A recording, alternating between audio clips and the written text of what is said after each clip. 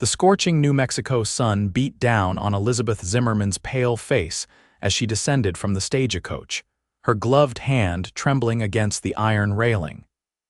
It was July 1876, and the heat of the territory was unlike anything she had experienced back in Boston.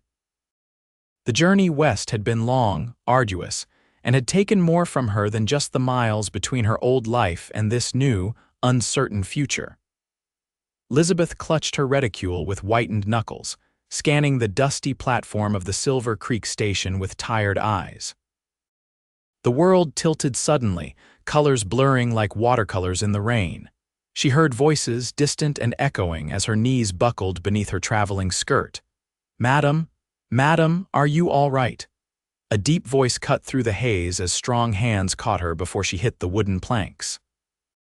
Elizabeth tried to focus on the face before her tanned skin, concerned blue eyes beneath the shadow of a worn Stetson hat.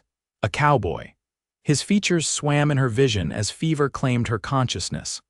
"Someone fetch the doctor," the cowboy's voice commanded, but it seemed to come from miles away. When Elizabeth awoke, she was lying on a narrow bed in an unfamiliar room. Sunlight filtered through thin curtains, casting golden patterns across rough wooden walls. She attempted to sit up, but a wave of dizziness forced her back against the pillow. "Easy there," said the same deep voice from the station. The cowboy sat in a chair beside her bed, his hat resting on his knee. "You've been out for nearly a day." "Where am I?" Elizabeth's voice came out as a rasp, her throat parched from fever. "Dr. Miller's place, just off Main Street." "Name's Henry Zachary, by the way." He leaned forward, offering her a cup of water. "You collapsed at the station yesterday. Doc says you've got a bad case of fever, probably from your travels." Elizabeth sipped the water gratefully, studying the man before her. He wasn't what she expected of a Western cowboy. His manner was gentle, almost refined, despite his rugged appearance. "Elizabeth Zimmermann," she managed. "I appreciate your help, Mr. Zachary, but I must be going." "I'm expected nowhere until you're well," interrupted a gruff voice from the doorway. An older man with spectacles and a gray beard entered, carrying a medical bag. "I'm Dr. Miller. You're suffering from exhaustion and a severe fever, Miss Zimmermann. Travel across country in this heat isn't kind to Eastern constitutions." "But I have arrangements," Elizabeth protested weakly. "Whatever arrangements you have can wait," Henry said firmly. "You won't face it alone, Miss Zimmermann. I've sent word to Sheriff Burton about your arrival. If someone's expecting you, they'll know you're here and unwell." Elizabeth wanted to argue but lacked the strength. The room was spinning again, and she closed her eyes against the sensation. "She needs rest," Dr. Miller said to Henry, "and someone to look after her." "My nurse is away visiting her sister in Santa Fe." "I'll stay," Henry replied without hesitation. "Ain't got pressing business at the ranch for a few days." Elizabeth drifted back to sleep with the comforting knowledge that she wasn't alone in this strange new place. Over the next 3 days, Henry Zachary rarely left Elizabeth's side. He brought her broth from the hotel restaurant, read to her from old newspapers, and told her stories of his 10 years in the territory. She learned he ran a modest cattle ranch outside of town with his younger brother, Thomas. As her fever broke and strength returned, Elizabeth found herself increasingly drawn to the quiet cowboy's company. There was a steadiness to him, a thoughtfulness that belied his rough exterior. "Why were you at the station that day?" she asked on the 4th morning, sitting up in bed for the first time without dizziness. "Were you meeting someone?" Henry smiled, the corners of his eyes crinkling. "No, madam, just picking up some supplies that came in on the stage. Lucky timing, I'd say." "Lucky indeed," Elizabeth agreed softly. "I dread to think what might have happened otherwise. Folks here look after each other," Henry said simply. "It's how we survive out west." "I'm not sure I belong in such a place," Elizabeth admitted. "Everything here is so vast and wild, nothing like Boston." "What brings you to Silver Creek, if you don't mind my asking? Not many unmarried ladies travel this far west alone." Elizabeth's hands fidgeted with the edge of the blanket. "My father died 6 months ago, left considerable debts I couldn't pay." My uncle owns the mercantile here and offered me position as his bookkeeper. She looked up at Henry. It was either that or marry Mr. Caldwell, my father's business partner, a man 30 years my senior who made it clear he wanted my family name more than my company. Henry nodded, understanding in his eyes. Takes courage to choose the unknown over the devil you know. I'm not certain it was courage so much as desperation, Elizabeth replied with a small smile. Same thing out here most days, Henry said. Speaking of your uncle, Charles Whitman came by yesterday while you were sleeping. Said he's ready for you whenever you're well enough. Elizabeth's heart sank slightly at the reminder of her purpose in Silver Creek. She'd grown comfortable in Henry's company, almost forgetting the uncertain future that awaited her. Dr. Miller declared Elizabeth well enough to leave his care the following day. Henry insisted on escorting her to her uncle's home and business on the main street of Silver Creek. The mercantile was larger than Elizabeth had imagined, with a storefront facing the dusty main road and living quarters in the back. Her uncle, a stern-faced man with spectacles and a meticulously trimmed mustache, greeted her with formal politeness rather than familial warmth. You've caused quite a stir, arriving ill and being cared for by Zachary, Charles Whitman said after showing Elizabeth to her small room behind the store. People talk in a town this size. Mr. Zachary was only being kind, Elizabeth defended, unpacking her few belongings. He saved me from collapsing in the dirt.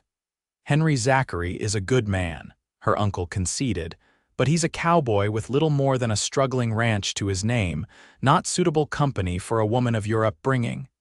Elizabeth bristled at his presumption. I'm here as your employee, uncle, not as a debutante seeking a husband. Charles's expression softened slightly. I merely wish to protect you, Elizabeth. Your mother would have expected it of me. He gestured toward the store. We'll begin your training tomorrow. The books need considerable attention. After he left, Elizabeth sat on the narrow bed, suddenly missing Henry's easy company and kind eyes. She wondered if she would see him again or if her uncle's apparent disapproval would keep him away. She didn't have to wonder long. 3 days later, as she was organizing inventory records in the store, the bell above the door jingled. Elizabeth looked up to find Henry Zachary standing awkwardly in the entrance, hat in hand. Mr. Zachary, she said, unable to keep the pleasure from her voice. How nice to see you. Miss Zimmermann, he nodded, a smile warming his tanned face. Thought I'd check how you're settling in. Charles appeared from the storeroom before Elizabeth could respond. Zachary, what brings you to town? Need supplies. Just passing through, Henry replied easily. Wanted to make sure Miss Zimmermann was recovering well. She's quite well, thank you, Charles said stiffly, and very busy learning the business. Elizabeth stepped forward. Actually, Uncle, I was just about to take my midday break. Perhaps Mr. Zachary would join me for a walk. The fresh air would do me good after being inside all morning. Charles frowned but nodded reluctantly. Be back within the hour, Elizabeth. We have the monthly orders to review. Outside in the sunlight, Elizabeth felt herself breathe more freely. Thank you for coming to see me, Mr. Zachary. Henry, please, he corrected gently.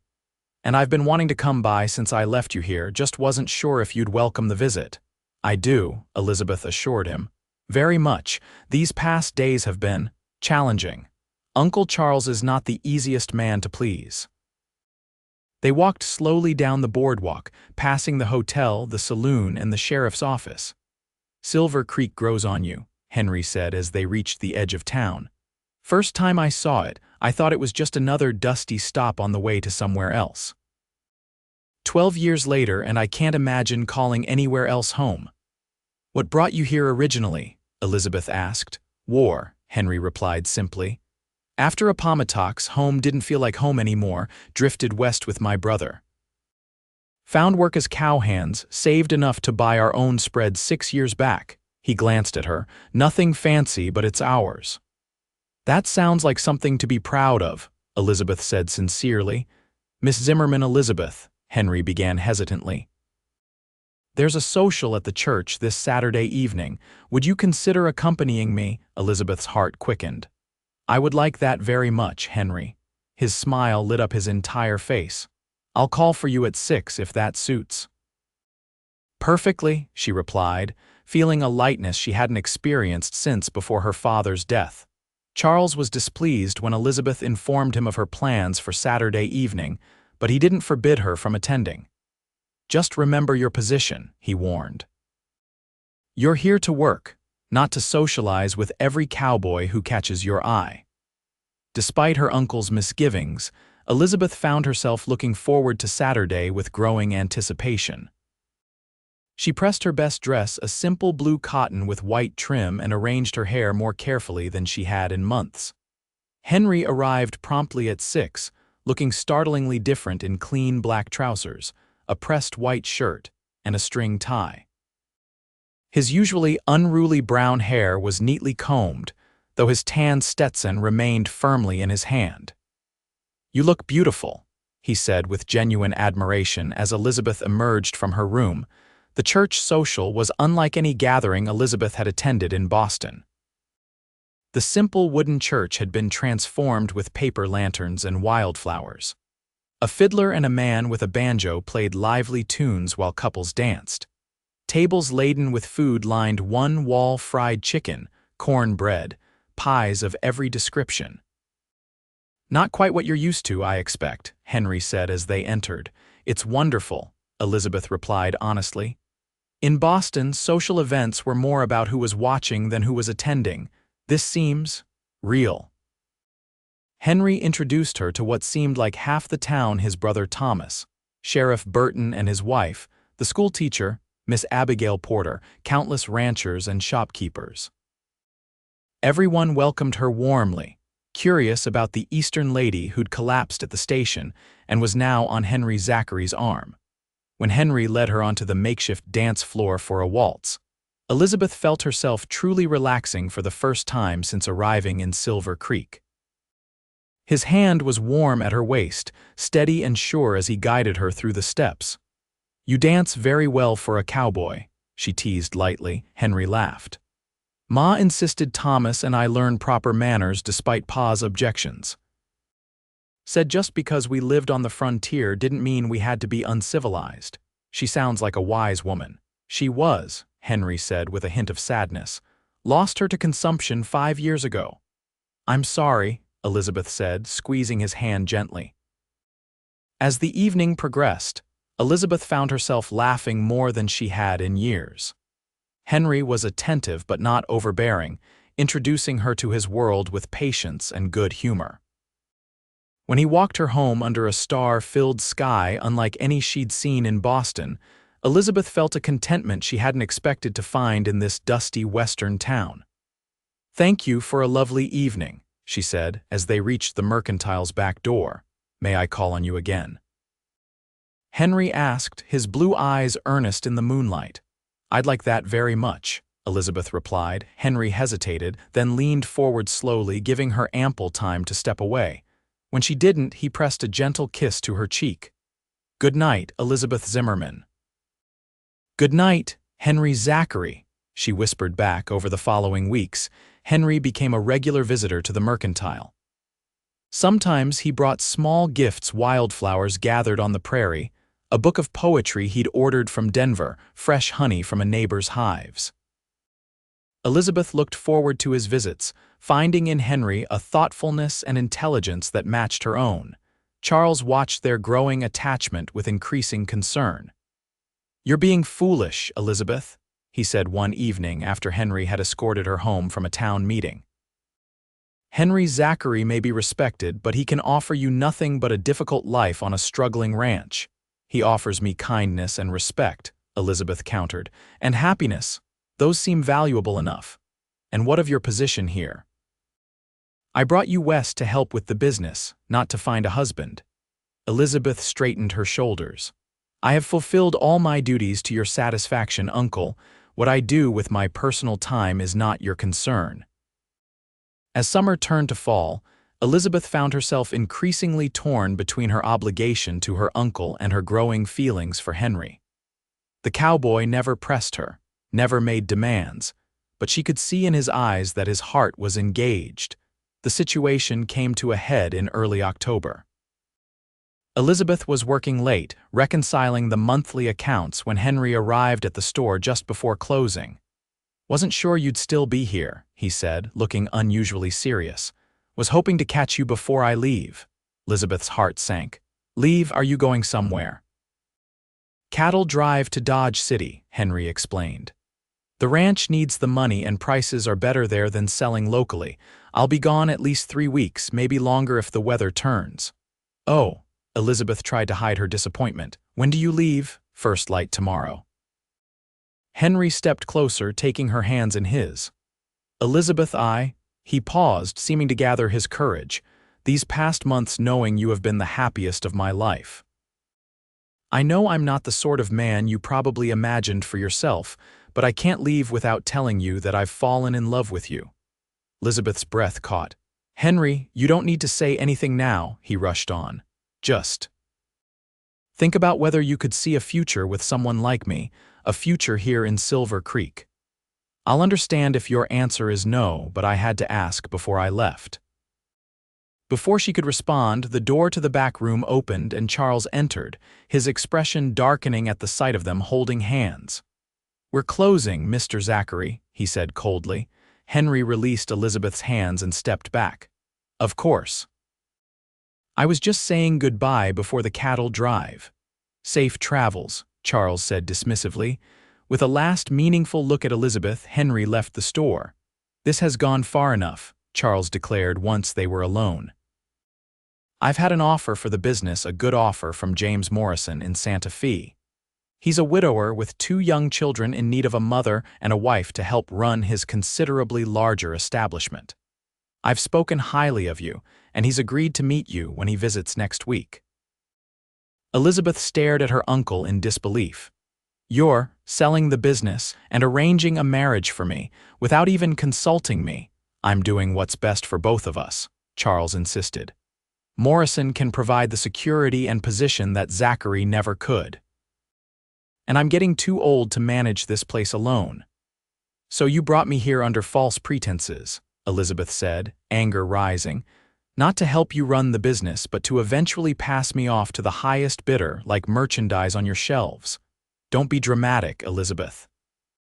Morrison is a fine man with prospects. Zachary has nothing but dust and cattle." Elizabeth gathered her shawl, hands trembling with rage and hurt. "I came west to escape being forced into a loveless marriage of convenience. I won't allow you to arrange another." "You have responsibilities to this family." "No," Elizabeth interrupted firmly.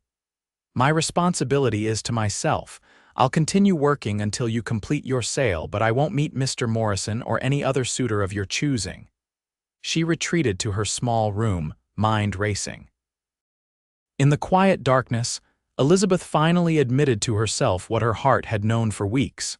She loved Henry Zachary. His kindness, his quiet strength, his unwavering support from the moment she'd collapsed at the station had awakened feelings she'd never experienced before.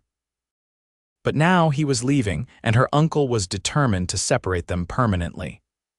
Elizabeth lay awake most of the night, considering her options and what she truly wanted from her life. Before dawn, she made her decision. Dressing quickly in her plainest skirt and shirtwaist, Elizabeth packed her few belongings. She wrote 2 notes, one to her uncle explaining her choice, and another to leave at Henry's ranch for when he returned. The eastern sky was just beginning to lighten as Elizabeth slipped out of the mercantile and made her way to the livery stable. The sleepy stable boy was surprised to see her so early, but didn't question her request to rent a horse. "Planning a morning ride, Miss Zimmermann?" he asked as he saddled a gentle mare. "Something like that," Elizabeth replied vaguely. She was halfway to the edge of town when she heard hoofbeats behind her. Turning in the saddle, her heart leapt at the sight of Henry Zachary galloping to catch up with her. "Elizabeth," he called, pulling his horse alongside hers. "What are you doing out here at this hour?" "I could ask you the same," she replied, drinking in the sight of him. "I thought you'd already left for Dodge City." "Was just heading out," Henry said, studying her face intently. "Saw you riding out of town and, well, couldn't help but follow." His gaze shifted to her packed saddlebags. Going somewhere, Elizabeth took a deep breath. My uncle is selling the business. He plans to marry me off to the buyer, a widower from Santa Fe. She met Henry's eyes directly. I was leaving. I came west to make my own choices, not to have them made for me. Henry's jaw tightened. Where were you planning to go? I left a note for you at your ranch, Elizabeth admitted. I was going to wait there, hope that when you returned. She faltered. Hope what, Elizabeth? Henry's voice was gentle, encouraging. Hope that what you said last night about loving me, that you meant it, that there might be a place for me in your life. Henry's expression softened into a smile that reached his eyes. I meant every word. I love you, Elizabeth Zimmermann. Have since the day you opened those beautiful eyes in the doctor's office and looked at me like I was worth something. You are worth everything, Elizabeth said fervently. I love you too, Henry. I don't need Boston or fine things or my uncle's approval. I just need you. Henry reached across the space between their horses and took her hand. I can't offer you an easy life. The ranch is modest, the work never ending. Is there room in that life for me, for us to build something together? More than room, Henry assured her. There's a need. I need you, Elizabeth. Have since you collapsed at that station and I promised you wouldn't face it alone. Then I choose you, Elizabeth said simply. I choose us. Henry's smile was brighter than the rising sun. Come with me to the ranch. We'll talk to Reverend Johnson when we return. If you're sure, truly sure we can be married before I leave for the cattle drive. I've never been more certain of anything, Elizabeth replied. They rode side by side as dawn broke over the New Mexico landscape, the golden light transforming the rugged terrain into something beautiful and full of promise, much like the future they were choosing together. Elizabeth wrote to her uncle later that day, explaining her decision and promising to visit him once he'd had time to accept her choice. Charles was initially furious, but time softened his stance, especially after he witnessed the genuine happiness his niece had found with Henry. Elizabeth and Henry were married 3 days later in a simple ceremony at the small church where they danced at the social. Thomas stood as his brother's best man, and Miss Porter as Elizabeth's witness. The following morning, Henry left with the cattle drive, promising to return as quickly as possible to the new life they were building together. The weeks of his absence were difficult, but gave Elizabeth time to make Henry's house into their home. She planted a small vegetable garden, organized his haphazard bookshelves, and learned from Thomas about the running of the ranch. When Henry returned just before Thanksgiving, the success of the cattle drive meant financial security for the coming year and the possibility of expanding their herd. Their reunion was joyous, their first holiday together as husband and wife filled with a contentment neither had expected to find. As they sat before the fireplace on Christmas Eve, Henry presented Elizabeth with a small wooden box. "What's this?" she asked, opening it to find a beautiful silver locket. Had it made in Dodge City, Henry explained, helping her fasten it around her neck. Thought you might like something to remind you of where we began. Inside the locket was a tiny sketch of the Silver Creek station, rendered with surprising detail. It's perfect, Elizabeth whispered, tears in her eyes. Though I hardly need reminding of the day that changed everything. Best decision I ever made, Henry said, pulling her close, sitting beside that beautiful sick woman at the station and promising she wouldn't face whatever came alone. And you've kept that promise every day since, Elizabeth said, leaning against his solid strength. Outside, snow began to fall gently on the New Mexico landscape, but inside their home, Henry and Elizabeth Zachary were warm with the love they'd found in the most unexpected of circumstances. As years passed, their ranch prospered under their joint care. Elizabeth gave birth to their first child, a daughter they named Margaret, the following winter. 2 sons followed in the years after. Charles Whitman eventually reconciled with his niece and became a doting great-uncle to her children. Silver Creek grew from a small western outpost to a thriving town, and the Zachary Ranch became one of the most respected in the territory. But for Elizabeth and Henry, Their greatest achievement remained the love they'd built together, a love that began with an act of kindness at a dusty station in the wild New Mexico territory. And on quiet evenings, when the children were asleep and the day's work done, they would sometimes sit on their porch and remember that fateful day when a Boston lady collapsed from fever, and a cowboy promised she wouldn't face her challenges alone, a promise that became the foundation of a lifetime together.